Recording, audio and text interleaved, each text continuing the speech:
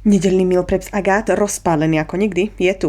Ja som Agát a toto varím. Idem na to z hurta, lebo piekla som už v sobotu, piekla som tento pekný banánový chlieb, ktorý som si v nedeľu ráno nakrájala a ešte je z toho istého cesta aj banánové mafinky. Prišiel čas napiecť kváskový chlieb, takže som použila tento krásny bublinkavý ražný kvások a dala som mu kypol na pol špaldovú a hladkú pšeničnú. Kým si cez to chvíľu odpočinie, nakrájam si kuracie krídla. Základ je vždy nájsť nožom tú chrupavku, potom to ide ľahko.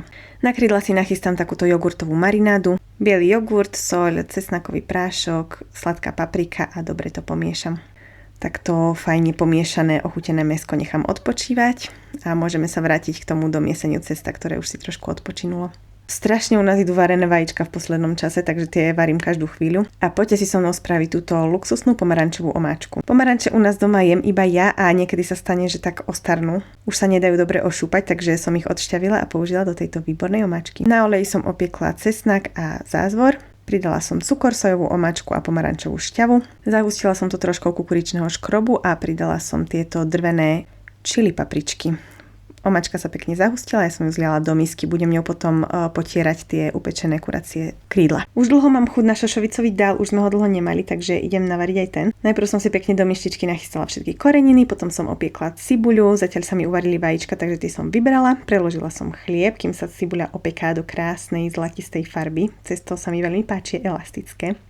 Odložíme do ďalšieho prekladu a do pekne usmaženej cibuľky pridávam cesnak a všetky tieto farebné koreniny. Popravde ja si nikdy nepamätám, čo tam ide a za každým improvizujem alebo googlim. Žiadne dva dály nie sú rovnaké.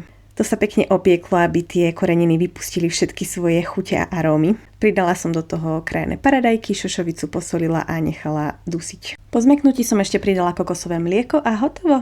A čo by to bola za India bez chlebovej placky, takže vymiesím si cesto a kým vykysne, tak uvarím ryžu. Kto si myslí, že bobkový list nemá chuť, tak pridajte si ho do ryže a uvidíte. Ďalší preklad zase krásneho elastického cestička. No a môžeme pokračovať, už sa nám blíži obed, takže dáme piecť tieto krásne krídla. Urobím si zmes múky, kypriaceho prášku a soli. To dobre pomiešam a v tom obalím tie krídla.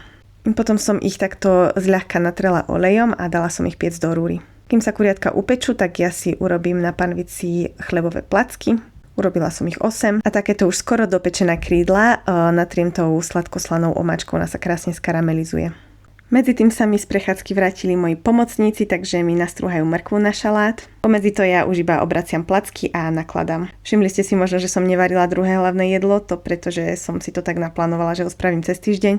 A teda teraz máme navarené iba na 2 dni a to je tento šošovicový dál. K obedu si dáme mrkvový šalát, obohatený trochou majonézy a bielým jogurtom a troškou pálivej omáčky. Takto vyzeral náš obed. Nepýtajte sa ma na tie usmiaté hranolky. Môžem vám iba povedať, že vyčarili úplne najväčší úsmev tomu, kto si ich žiadal. V neskorších poobedných hodinách už mi vykvasilo pekne, vyfermentovalo cesto, takže som z neho vytvarovala bochniček a vložila ho do šatky.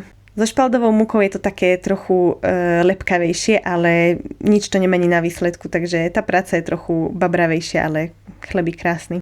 Takto mi narastol vo šatke pekne a tak som ho vyklopila na podložku, narezala a dala som ho piecť do liatinového pekáča. Takýto nádherný vyšiel von, to som fakt nečakala, lebo špalda väčšinou tak pekne nevyskočí. No a tu už ma čakal cez noc, aby som ho ráno mohla prekrojiť, lebo som bola zvedavá, aký sa podaril.